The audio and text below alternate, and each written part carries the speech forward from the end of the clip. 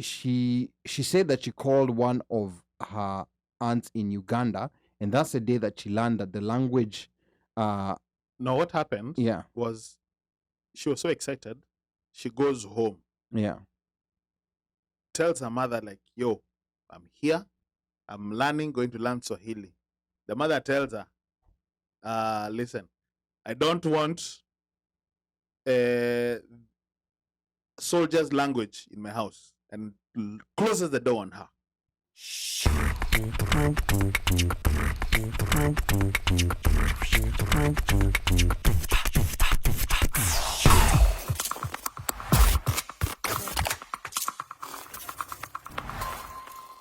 The 7th of July, which was yesterday, was the first official World Kiswahili Day.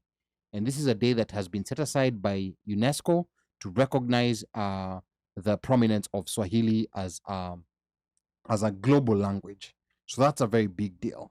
And tonight, we just want to have a conversation about World Kiswahili Day.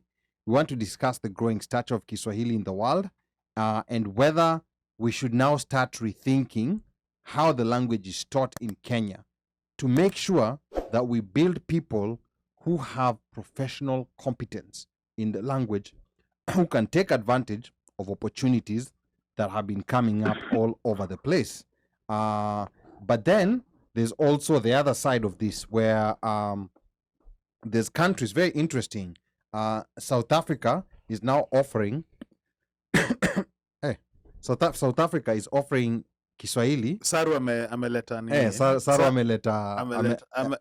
ameleta nukes. Yeah, hiyo hapo. Okay, sawa. But South Africa is one of the African countries that's offering now Kiswahili as an optional language, which is a very good thing. They were offering so many foreign languages, no African language outside South African languages. So now they brought in Kiswahili. Interestingly enough, Angola is also introducing Kiswahili in the education system, also as an optional language. You also have to remember that the East African community, that's Kenya, Uganda, Tanzania, Rwanda, Burundi, South Sudan, and Democratic Republic of Congo, will adopt Kiswahili as one of its formal languages. So I don't know what the deal is, but Uganda, as we speak, have made Kiswahili compulsory. Like in school. Yeah. So now all Ugandans attending school in Uganda will have to learn Swahili in school, and this has been received with mixed reactions. Actually, I think mostly more negative. Because I'll say mixed. Well, mixed. Okay, I'll leave it at mixed. Yeah. Yeah, I'll say mixed. Because Uganda, now before we go back to Kenya, Uganda has had this love-hate relationship with Kiswahili. Yes. Because it was the language that former President Idi Amin Dada liked using. So for the Ugandans who did not like Idi Amin, Kiswahili brings back those memories. It has very bad connotations for them. Yes. And then, if you guys remember when Bobby Wine was here, yes, he talked about how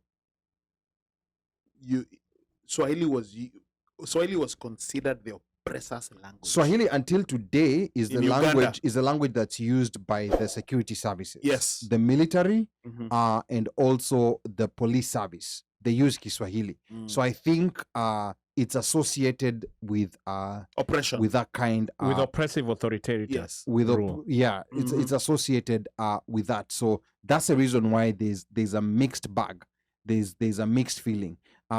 There's actually, like a friend of mine, from Uganda, or rather someone I follow on Facebook from Uganda who posted something on Facebook regarding Kiswahili, and just now that Kiswahili is being made compulsory in Uganda, and she had, I would say, some very interesting perspective. Yes. And it's important that we are all sensitive to what other people feel about this, because I know as Kenyans, we are excited. Tanzanians, I'm sure they're also excited.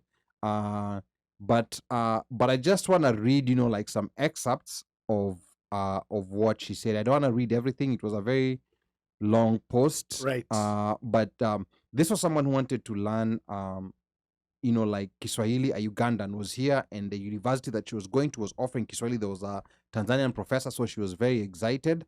But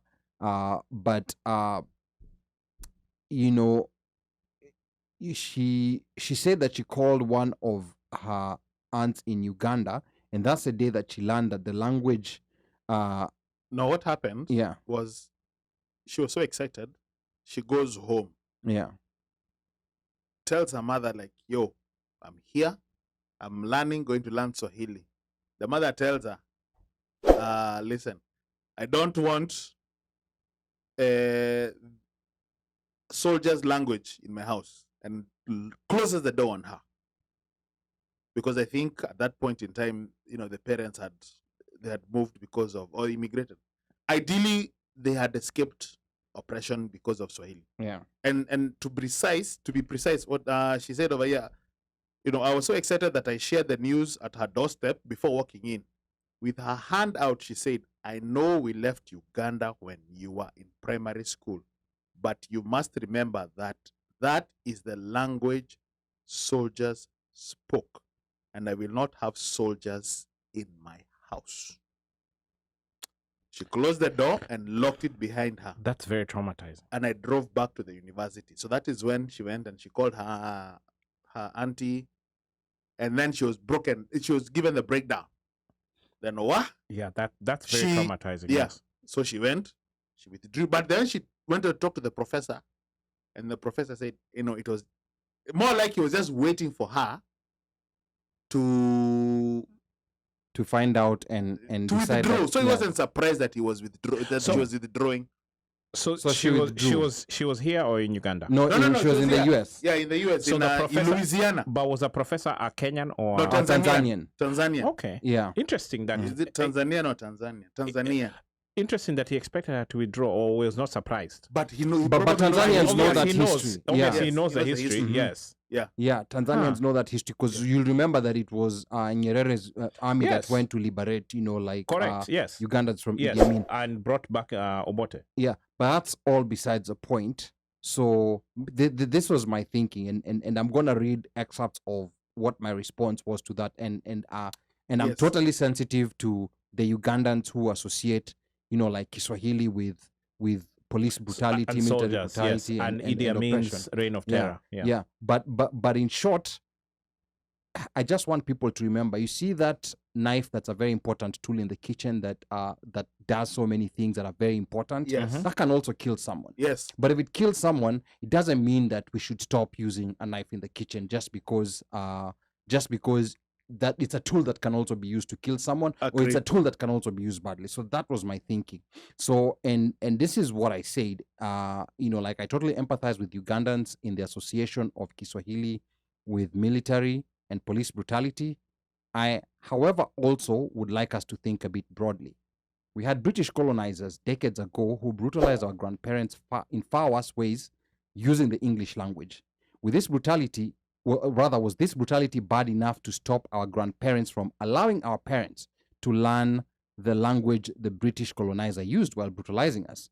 I can understand the raw and recent memories of the Ugandan war, as we hosted many refugees in Kenya, but let's also give some grace to the beautiful language of Kiswahili, the same way the generations that were brutalized in English gave grace to English and allowed their children to learn it.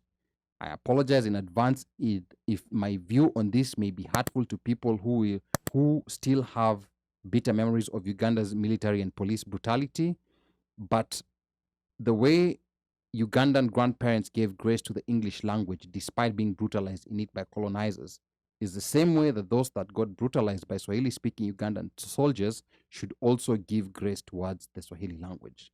And I'm very open to any criticism because I'm also trying to understand this. Because here we have a situation where we want to dissociate with the language because of a group of people that used it in a brutal way.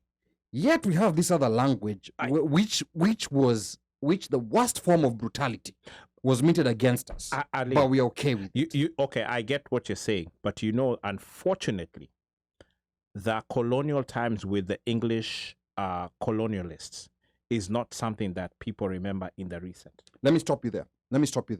Go ahead. While the colonizers were oppressing our grandparents. Correct. They allowed. I'm not talking today. I'm talking at that time. Yes. While they were being brutalized. Because They had enough grace they didn't to allow their children Uh-huh. to learn the English language.